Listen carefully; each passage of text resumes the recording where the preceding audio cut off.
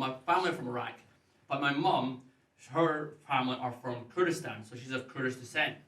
And in Iraq, when Saddam Hussein took over Iraq and became a dictatorship, he essentially attacked a group of people called the Kurdish Falis, and my family are Kurdish Fali. So as the dictatorship continued, what he would do is he'd go to like every household and he'd like knock on the door and be like, right, we're taking like a family member, and so my uncle and aunt were taken away from the family.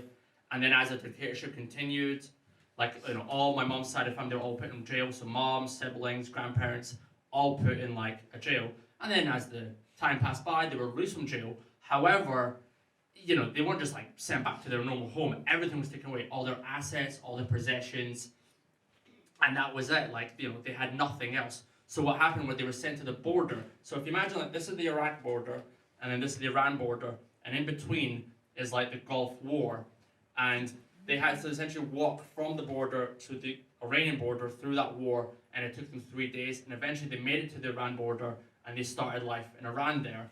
And over time, they kind of settled for a bit. My brother was born there, but the war continued, so they had to leave. So my mom, pregnant with me at the time, brother was just one. She left Iran to go to Scotland, and all by herself, no like money, no language, no nothing. Didn't have any family members, didn't know anyone. She just left and landed in Scotland all by herself.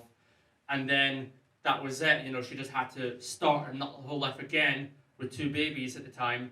And do you want a drink, by the way? Oh, so sorry. I'm still on a date.